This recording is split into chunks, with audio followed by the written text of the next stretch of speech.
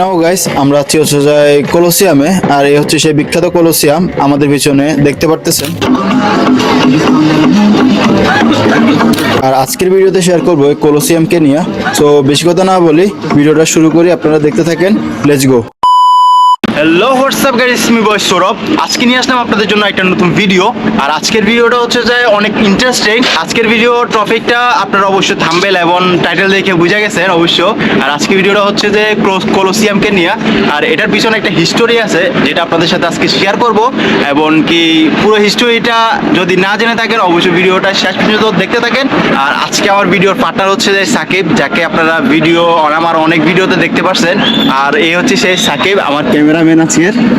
আর আজকে আমরা আসছি কলোসিয়ামে, এই যে সেই কলোসিয়াম। সো গাইস আজকে কথা বলবো এই ভিডিওতে কলোসিয়ামকে নিয়ে। আর এই হচ্ছে সেই কলোসিয়াম যেটা আজকে থেকে প্রায় 2000 বছর আগে নির্মাণ হয়েছিল। তখনকার সময়ে এটা নির্মাণ কাজ শুরু করেছিলেন রোমান সাম্রাজ্যের সম্রাট ভেসপাসিয়ান। এটা নির্মাণে কাজ করছিলেন প্রায় 10,000-এরও বেশি শ্রমিক। নির্মাণ কাজ সম্পূর্ণ করতে সময় লেগেছিল প্রায় 7 থেকে 8 বছর। নির্মাণ কাজ শুরু করেছিলেন রোমান সম্রাট ভেসপাসিয়ান, কিন্তু তিনি তা শেষ করে যেতে পারেননি। তার মৃত্যুর পর তার ছেলে টাইটাস এটার নির্মাণ কাজ সম্পূর্ণ করেছিলেন। 80 খ্রিস্টাব্দে টাইটাস এই কলোসিয়ামের আনুষ্ঠানিকতা শুরু করে একটা খেলার মাধ্যমে। আর এই কলোসিয়ামের আনুষ্ঠানিকতা উদ্ভাবন হয়েছিল গ্ল্যাডিয়েটরদের সাথে হিংস্র পশুদের যুদ্ধের মাধ্যমে। আর তখন থেকে এই খেলা নিয়মিত চলতে থাকে এই গ্রাউন্ডের মধ্যে। যারা অপরাধ করত তাদেরকে শাস্তি স্বরূপ হিংস্র পশুদের সাথে যুদ্ধ করানো হতো। তারা যদি হিংস্র পশুকে হারিয়ে নিজেকে জয় প্রমাণ করতো তাহলে তারা বেঁচে যেত।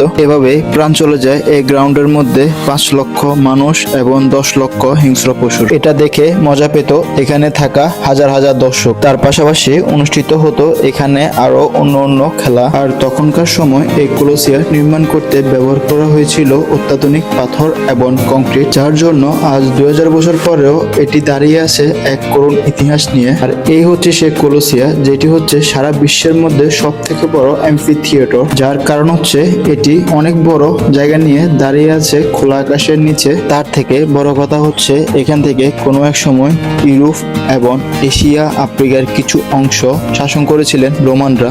আর এই রোমানরাই হচ্ছে জেরুজালেমের বংশস্থর। সময়ের সাথে সাথে এই কলোসিয়াম হয়ে ওঠে ইতিহাসের পাতায় এক ঐতিহ্য এবং রহস্যময় স্থান, যা বর্তমানে পৃথিবীর 8ম আশ্চর্যের মধ্যে এক আশ্চর্যময় স্থান।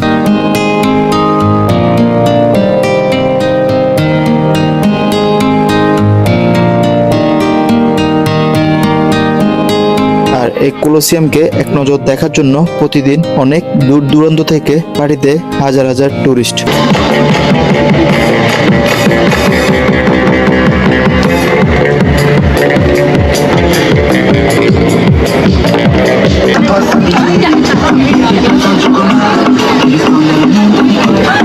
এটা হচ্ছে আমাদের বাংলাদেশি ভাই, ওনার প্রতিভা দেখার জন্য এখানে দাঁড়িয়ে আছে অনেক টুরিস্ট। এটা হচ্ছে এখানকার টুরিস্ট পয়েন্টের ঐতিহাসিক একটা যানবাহন, যেটাতে চড়তে হলে আপনাকে গুনতে হবে বাংলায় 10,000 টাকা। অনেক তো বললাম এই কলোসিয়ামকে নিয়ে।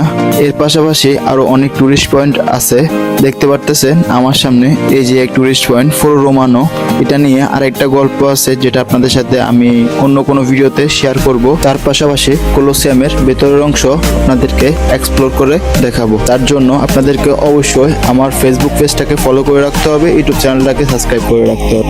আর গাইজ আজকে বাইরে থেকে কটুক দেখতে পাচ্ছেন জানি না, একদিন আপনাদের সাথে ভিতরটা শেয়ার করার চেষ্টা করব, কারণ এখানে অলরেডি আজকে মানে টিকিট শেষ হয়ে গেছে। আমরা আসছিলাম, কিন্তু নেক্সট কোনো দিন মানে আমরা চেষ্টা করব এখানে টিকিট কেটে ভিতরে ঢুকে আপনাদের ভিতরের পরিবেশটা কেমন, ভিতরের কলোসিয়ার আসল রহস্য কি, এটা আপনাদের ভিতর থেকে শেয়ার করব ইনশাল্লাহ। সো গাইজ আজকে এ পর্যন্ত এখানে শেষ করব, বিদায় নিব আপনাদের সাথে।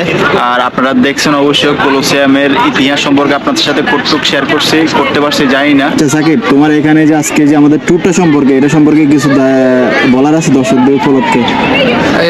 আজকে আমরা এটা ট্যুর দিই নেই, এটা হচ্ছে আমরা সচরাচর সবসময় এখানে ঘোরাফেরা করি। তো এভাবে ঘুরতে ঘুরতেই আমাদের মাথায় এগুলো আসে যে আমরা এখানে ঘুরতেছি, এত মানুষ কিসের জন্য। তো এইগুলো নিয়ে বিবেচনা করতে করতে ভাবলাম যে আসলে সৌরভ ভাইয়ের সাথে আইসা এগুলো আমাদের তুলে ধরা দরকার, মানুষ জানার দরকার। যারা না জানে তারা জানলো, আর যারা জানে তার জন্য দ্যাটস ওয়েল ফাইন। তো আমরা তাই চেষ্টা করলাম যে আজকে সবার সামনে এগুলো তুলে ধরার জন্য। জানি না কতটুকু তুলে ধরার চেষ্টা করছি, জানি না কতটুকু মানে আর গাইস, আমরা ভিডিওটা আরো আগে করতাম, আর এটা হচ্ছে যে আমাদের বাসার একবারে পাশে, মানে আমাদের বাসা থেকে 5 মিনিটের পথ কলসিয়া। আর এখানে মানে আমরা মানে ভিডিওটা করব ভাবতেও আসতে মন চায় না, কারণ কলসিয়াম আমাদেরকে পূরণ হয়ে গেছে, কিন্তু কাল হাজার হাজার মানুষের কাছে এটা হচ্ছে যে একটা স্বপ্ন, এটা দেখার জন্য জাস্ট। আর হাজার হাজার দূর মাইল থেকে মানুষ এখানে দেখতে আসে কলসিয়ামটাকে।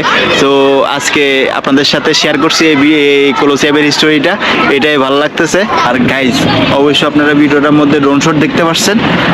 অনেক কষ্টে এই ড্রোন শট নিয়েছি, অনেক রিস্কের উপর নিয়েছি, কারণ এখানে পুলিশ বা হচ্ছে যে ক্যারাবিয়ান, যেটাকে এখানে স্পেশাল ফোর্স বলে, ওরা যদি এখানে দেখতে পারতো আমি যে ড্রোন উড়াইছি কলসিয়ামের উপরে, ওরা সাথে সাথে আমার জরিমানা করতে আসতো।